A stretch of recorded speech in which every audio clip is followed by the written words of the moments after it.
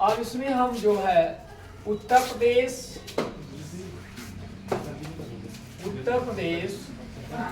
2023 जो सत्र है वो 2023 और 2024 के बजट के बारे में चर्चा आपसे करने जा रहे हैं। इसमें आप देखिए कि किसने जो है बजट को प्रस्तुत किया, तो आप देखेंगे 22 फरवरी 2023 को उत्तर प्रदेश सरकार के वित्त मंत्री कौन थे हैं? उत्तर प्रदेश के वित्त मंत्री सुरेश खन्ना है। उत्तर प्रदेश सरकार के वित्त मंत्री, उत्तर प्रदेश सरकार के वित्त मंत्री कौन से हैं? सुरेश खन्ना है। कौन से हैं? सुरेश खन्ना। और यही सुरेश खन्ना जो है बजट को प्रस्तुत करते हैं। और ये जब बजट को प्रस्तुत किए हैं तो वो कितने रुपए का बजट था? आप लिख लीजिए 6,000 नहीं है, हम गलती से बोल दिए हैं, 6,90,242। कितना है? 6,90,242.43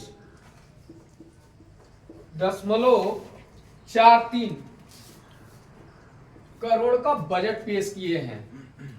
तो 22 फरवरी 2023 को उत्तर प्रदेश सरकार के वित्त मंत्री सुरेश खन्ना ने बजट को प्रस्तुत किया और पूरा बजट जो था आपका कितना? 6,90,242 करोड़ का बजट था। अब इसमें एक और मेन पॉइंट आप देख लीजिएगा कि यह जो है यह बजट अब तक का सबसे बड़ा है, अब तक का सबसे बड़ा है और अमृतकाल का पहला बजट था, जिसके केंद्र में क्या है? आत्मनिर्भर उत्तर प्रदेश है। जिसके केंद्र में क्या था? आत्मनिर्भर उत्तर प्रदेश। लिख लीजिएगा, आपके पेट के एग्जाम में ये पूछा जा सकता है कि ये अमृतकाल का कौन सा बजट है? तो पहला बजट है। और जिसके केंद्र में क्या है? आत्मनिर्भर उत्तर प्रदेश। ये लिख लीजिएगा, आत्मनिर्भर क्या है? उत्तर प्रदेश। आत्मनिर्भर उत्तर प्रदेश है, जिसके केंद्र में है आत्मनिर्भर उत्तर प्रदेश। और यह अमृतकाल का पहला बजट है। ठीक है, इतना लिख लिए हैं। अब इसके बाद देखिए कि आप ये तो जानते हैं कि उत्तर प्रदेश देश की सर्वाधिक जनसंख्या वाला राज्य है, जिसकी जीडीपी जो का योगदान कितना है? 8% है। ठीक है ना? तो जीडीपी में जो योगदान है उत्तर प्रदेश का कितना है? 8%। यानी जीडीपी में यूपी कितना योगदान करता है? 8% योगदान करता है। ये मोस्ट जो क्वेश्चन है वो लिख लीजिएगा। अब इसके बाद आप देखेंगे कि अगला जो क्वेश्चन है वो क्वेश्चन यही है, 1 दिसंबर 2022 से 30 नवंबर 2030 के दौरान ये हो रहा है कि नहीं हो रहा है? 1 दिसंबर 2022 से 30 नवंबर 2023 के दौरान G20 देशों के समूह की होने वाली बैठकों में 11 बैठकें कहां होनी है? उत्तर प्रदेश के 4 शहरों में होनी है। ठीक है ना? ध्यान दीजिएगा। ठीक है ना? वो कहां कहां होगी? लखनऊ, आगरा, वाराणसी, ग्रेटर नोएडा में। ये मोस्ट क्वेश्चन थे। ठीक है ना? आप इसको देख लीजिएगा, हो सकता है बजट से क्वेश्चन ये पूछे। लखनऊ, आगरा, वाराणसी, ग्रेटर नोएडा।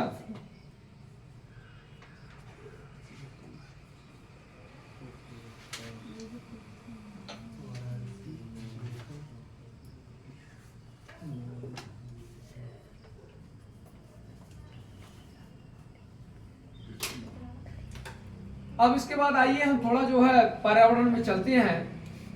पर्यावरण में जो आपका पूछा गया है वो पर्यावरण में यही है कि देखिए यहाँ से क्वेश्चन भूगोल से क्या बन सकता है। पेट की एग्जाम में आप देने जा रहे हैं तो पेट की एग्जाम में देखिए आपका क्वेश्चन ये पूछा जा सकता है कि भारत में वन्य प्राणी अधिनियम कब पारित हुआ था। भारत में वन्य प्राणी अधिनियम वर्ष 1972 में पारित किया गया।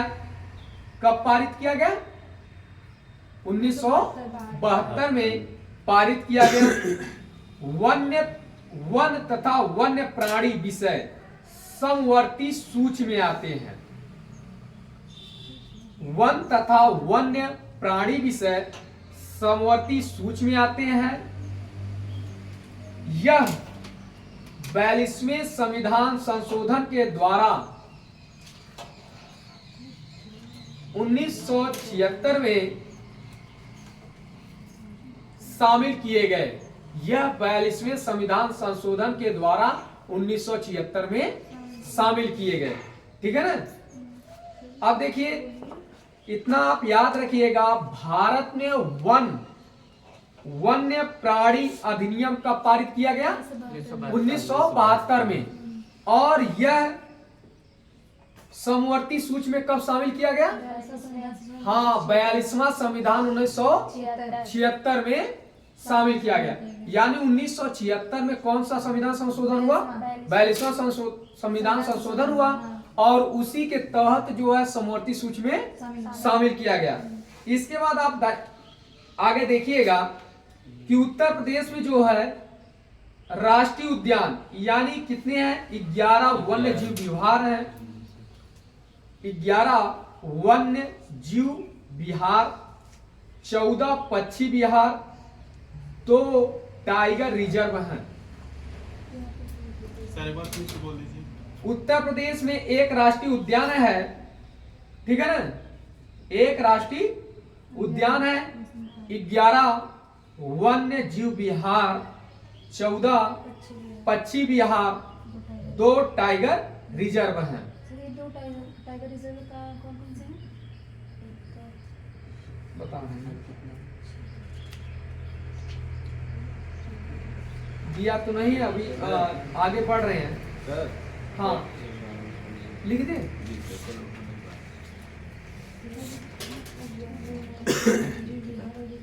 भाई देखो, ये हम भी जो है आपके क्वेश्चन पेट के एग्जाम के तौर पे हम लोग मोस्ट क्वेश्चन लेकर आए हैं। एक बार आप इसको देख लीजिएगा। ठीक है ना। और थोड़ा सा जो ये पूछे ना, ये देखने वाला विषय था और अगर मिलेगा तो हम बता देंगे। ठीक है ना। इसमें आप देखिए जो टाइगर रिजर्व है उसमें दुधवा आएगा। दुधवा आएगा। ठीक है। इसमें देखिए एक राष्ट्रीय उद्यान है। एक क्या है? राष्ट्रीय उद्यान।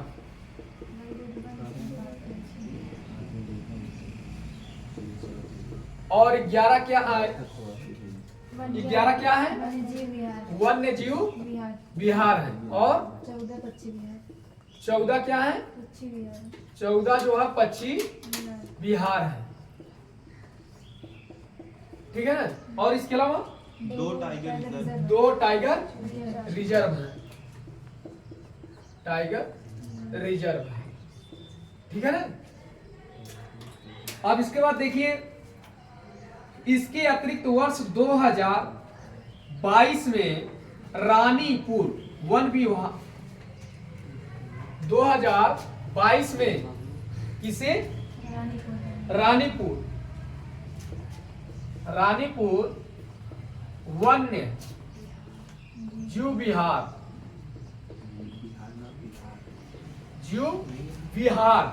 हम बिहार बोल रहे हैं, बिहार होता है, को भी टाइगर रिजर्व का दर्जा मिला। ये दूसरा भाई। ठीक है ना। वन्य जीव विहार को भी टाइगर मिल गया ना। पहला तो आपका दुधवा हो जाएगा और दूसरा क्या होगा? रानीपुर। ठीक है ना।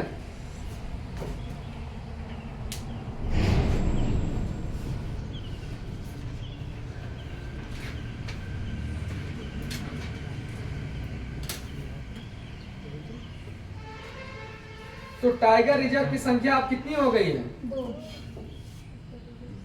2 है, लेकिन यहाँ पे जो है आप लिखा है कि अब लिख लीजिए 2022 में रानीपुर, एक लाइन लिखिए, 2022 में रानीपुर वन्य जीव विहार को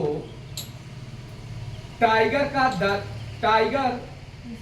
रिजर्व का दर्जा दिए जाने के साथ, रानीपुर वाली जी देखिए 2022 में रानीपुर वन्य जीव विहार को टाइगर रिजर्व का दर्जा दिए जाने के साथ उत्तर प्रदेश में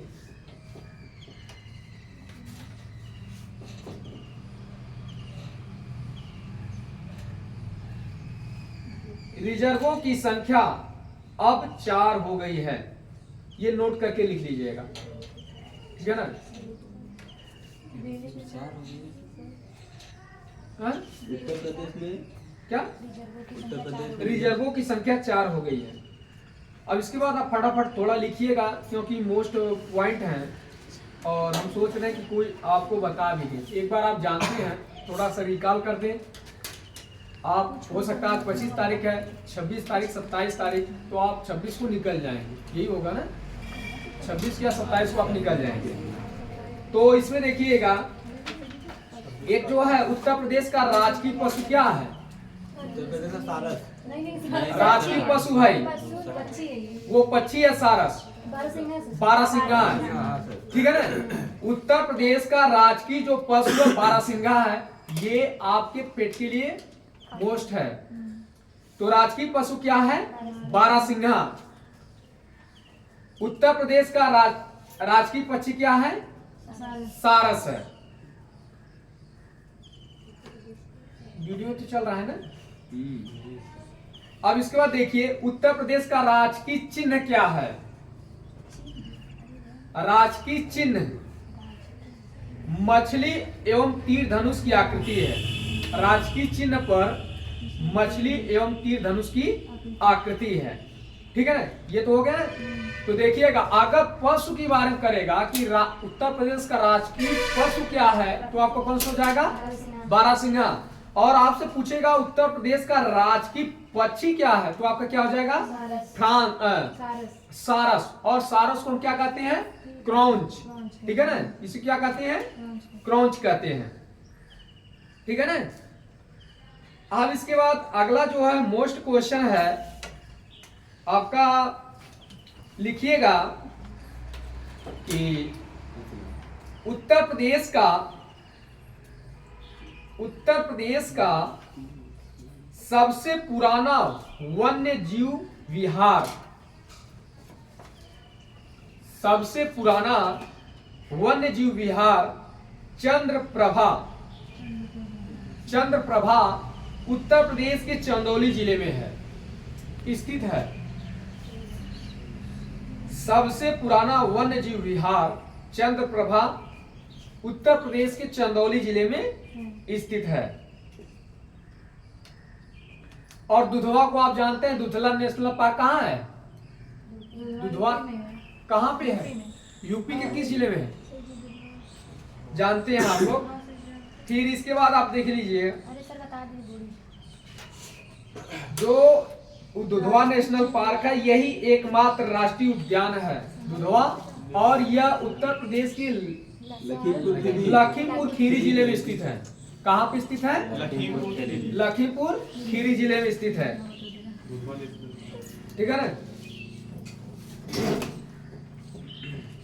सर जो इस समय टाइगर जो लोग संख्या बढ़ के 4 हो गई है, हाँ। सर उनके नाम पता है? नाम भी नहीं दिया है, नाम जैसे क्रम से आ जाएंगे। बता रहे हैं ना कि आंकड़े अभी आपके कलेक्ट नहीं किए हैं, हम तो एकाएक में आपको बता रहे हैं, ताकि आप एग्जाम देने जाए पेट का, तो यहाँ से आपका क्वेश्चन अगर आए तो आप उसको सॉल्व कर लें।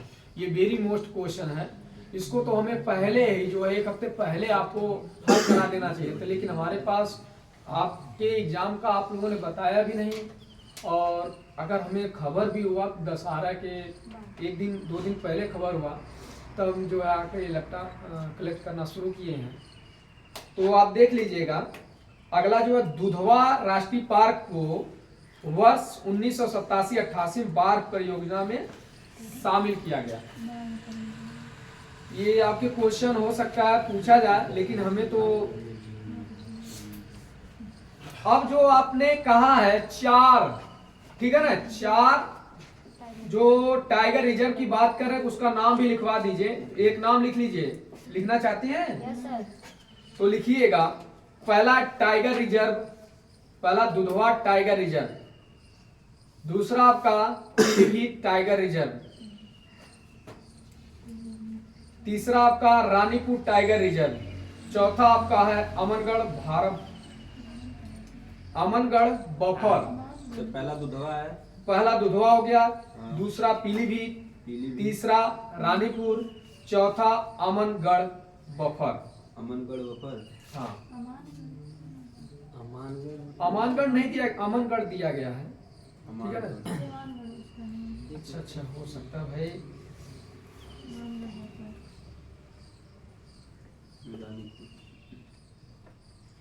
अब इसके बाद आपका आता है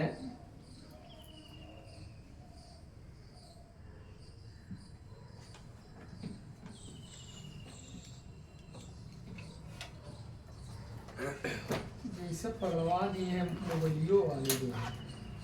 क्या है?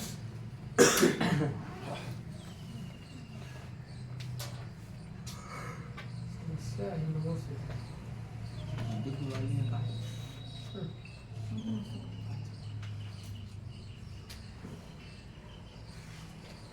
अब इसके बाद आप देखिए कि कृषि से संबंधित अगर क्वेश्चन पूछा जाएगा, भारत में जो सर्वाधिक किसका उत्पादन होता है? गन्ने का। भारत में चावल। हाँ, चावल का। चावल का। इतना तो आप जानती हैं ना। अब लिखिए वन महोत्सव, वन महोत्सव के बारे में लिख लीजिए। वन महोत्सव। वन महोत्सव आंदोलन का मूलधार है। वन महोत्सव आंदोलन का मूलधार है।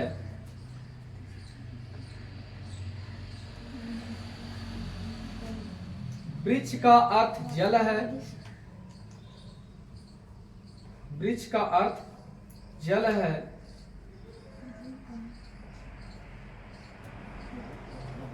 वृक्ष का अर्थ जल है। जल का अर्थ है रोटी।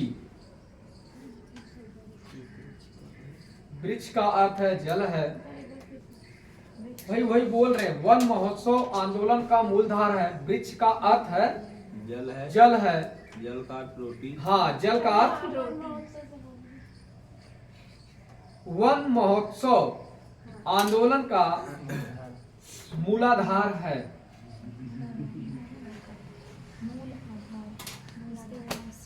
आगे बोले, वृक्ष का अर्थ जल है। जल का अर्थ रोटी है और रोटी ही जीवन है। वृक्ष का अर्थ जल है, जल का अर्थ रोटी है और रोटी ही जीवन है। वन महोत्सव की शुरुआत जुलाई 1952 में हुई।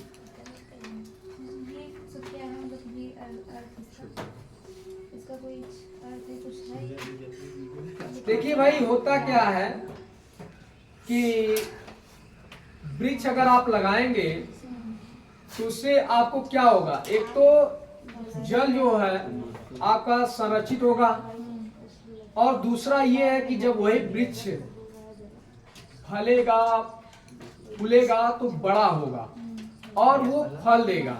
जब वो फल देगा तो आपको क्या मिलेगा? रोटी मिलेगा। जैसे आम हुआ तो आम ने क्या किया कि आप जो आम कभी खाते हैं तो आपका मन भी करता है रोटी से खा लें। खाते नहीं खाते?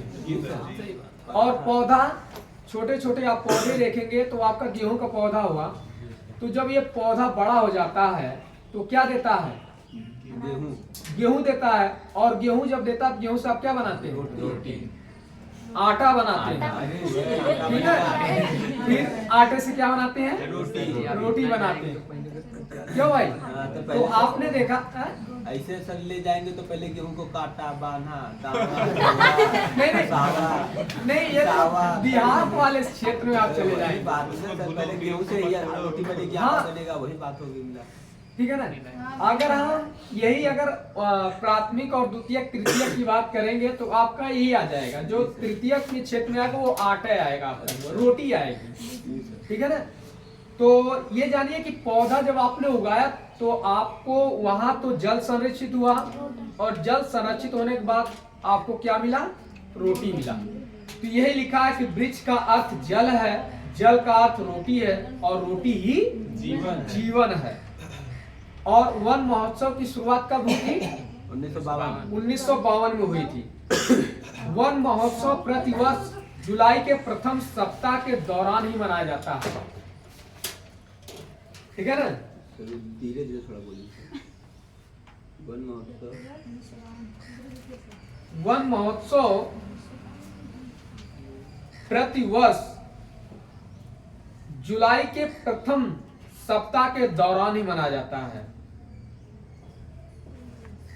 सर जुलाई के प्रथम सप्ताह के दौरान मनाया जाता है।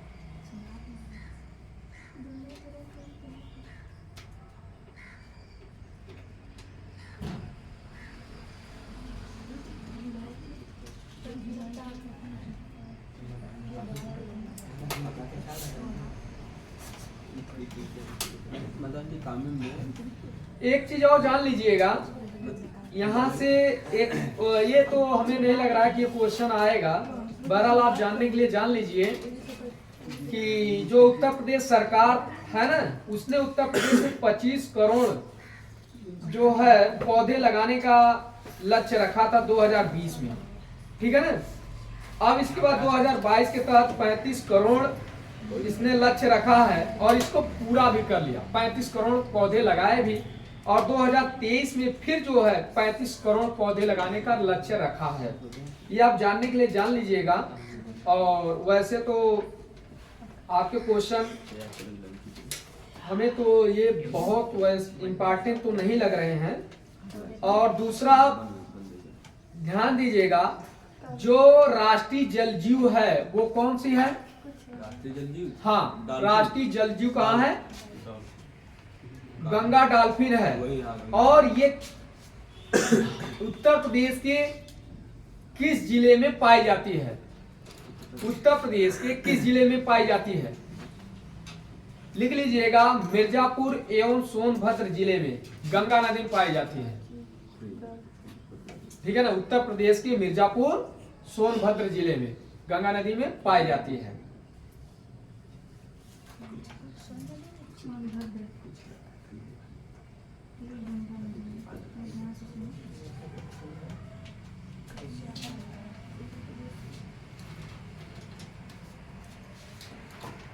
अब इसके बाद यहां से एक और जो क्वेश्चन आपका बना है वो देखिए, 2015 नेपाल का जब एग्जाम हुआ था उसमें पूछा गया था ये क्वेश्चन।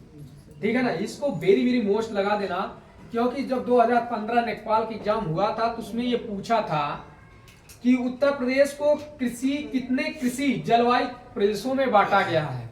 ये उत्तर प्रदेश 2015 में पूछा गया था राजस्व नेपाल में। उत्तर प्रदेश को कितने कृषि जलवायु प्रदेशों में बांटा गया है?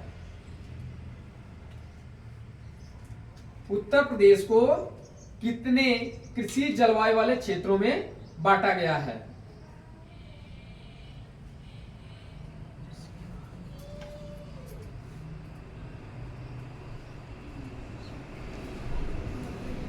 तो लिख लीजिएगा 9।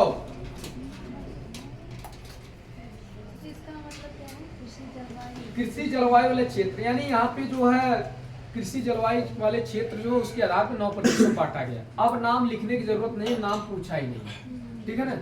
आप इतना जान लीजिएगा, ये क्वेश्चन आपका राजस्व नेपाल में पूछा गया था। और इसके बाद अब लिख लीजिएगा, ये लिख लीजिए, वेरी वेरी मोस्ट क्वेश्चन ये लिख लीजिएगा। ठीक है ना। हाँ भैया, ये पूछता है उत्तर प्रदेश में वर्ष भर में 3 प्रकार की फसलें पैदा की जाती हैं। ठीक है ना। पहला रबी की फसल, दूसरा खरीफ की फसल, तीसरा जायद की फसल। तो रबी की फसल के अंतर्गत लिखिए क्या क्या आएगा, गेहूं, ठीक है ना।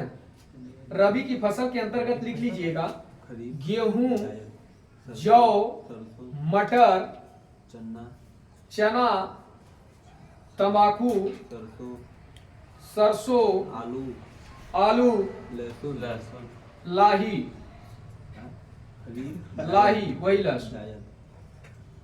ठीक है ना। ये रबी की फसल है, याद रख लीजिएगा। क्वेश्चन आपका रख सकता है और पूछ भी सकता है कि ये उनमें इनमें से कौन सी रबी की फसल है। तो आपका हो गया गेहूं, जौ, मटर, चना, तंबाकू, सरसों, लाही एवं आलू। ये फेमस फसल है, इसको आप दिमाग में रख लीजिएगा। दूसरा आप लिखिए खरीफ की फसल के अंतर्गत, खरीफ की फसल के अंतर्गत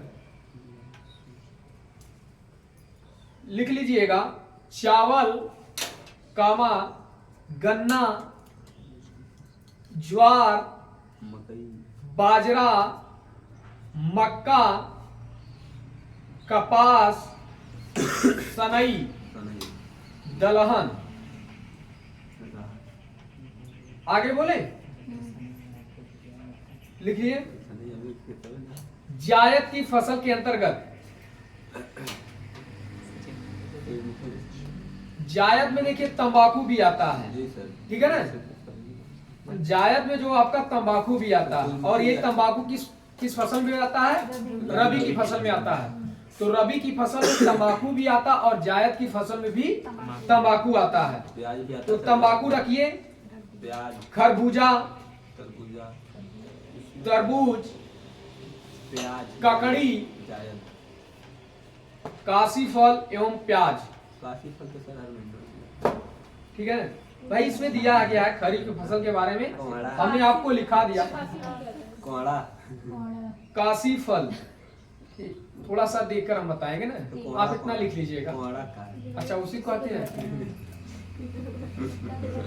सीताफल तो हाँ? ये कुल कोहड़ा फल कहा जा रहा, सीताफल कहा जा रहा, सब फल है फल। सीताफल वो अलग राजा फल गन्ना, हो गया ना। अब इसमें आपको जो है, अब किस किस जिले में, ये तो महत्वपूर्ण क्वेश्चन थे। एक और आपका जो है सर इसमें सर आपके पशुपालन दुग्ध विकास से हम पोस्ट क्वेश्चन बता दे रहे हैं, क्योंकि यहाँ से भी क्वेश्चन देखिए हम टच कर रहे हैं ताकि आपकी हर एक टॉपिक से जा रहे हैं, छूटे ना। अगर मोस्ट क्वेश्चन आ जाए तो आप मार दें 100%। बहुत बढ़िया पढ़ा। पशुपालन और दुग्ध पालन से लिख लीजिए कौन सा क्वेश्चन पूछेगा।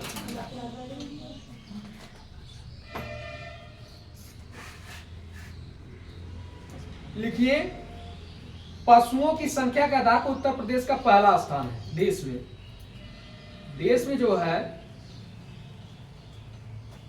पशुपालन, हाँ पशुपालन के मामले में पशुओं की संख्या के आधार पे उत्तर प्रदेश का पहला स्थान है। तो पूरे विश्व में। हाँ नहीं, अभी सर आप बोले पूरे विश्व में। देश में भाई, देश में बोले हैं। अब इसके बाद आप दूसरा जो क्वेश्चन मोस्ट है वो लिखिएगा। देश में उत्तर प्रदेश का दुग्ध उत्पादन में द्वितीय स्थान है, ठीक है ना। यानी आप जानना चाहेंगे कि पहला स्थान किसका है। पहला स्थान जो है वो राजस्थान का है, ठीक है ना। जब सर्जित पशुओं की संख्या के आधार पर यूपी प्रथम पर है, तो राजस्थान मैंने बकरी ढेर ली। अरे भाई इसमें दिया है और आंकड़े जो दिया है वो आपका गलत नहीं दिया गया है, ठीक है ना। ये आंकड़े लेकर ही हम बता रहे हैं आपसे। खाने का मतलब और इसमें अब इसके बाद आप लिखिएगा एक और मोस्ट क्वेश्चन है।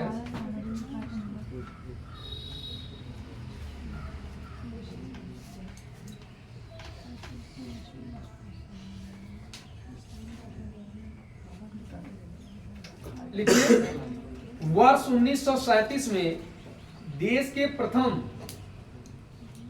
दुग्ध संघ लखनऊ दुग्ध उत्पादक सहकारी क्या बोल सकते फिर से बोलिए। वर्ष 1937 में देश के प्रथम दुग्ध संघ रुक जाइए।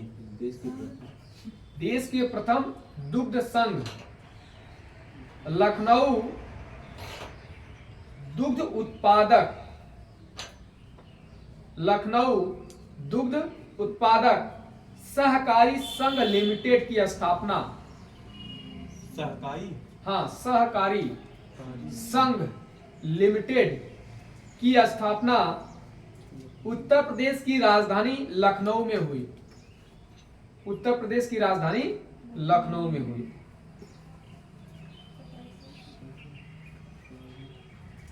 हो गया ना?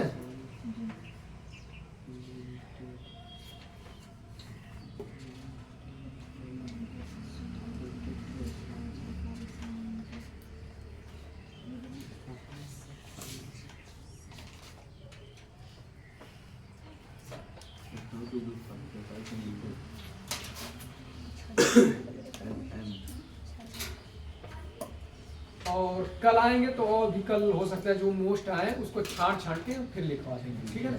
आज के लिए इतना ही, कल फिर मिलेंगे आपको।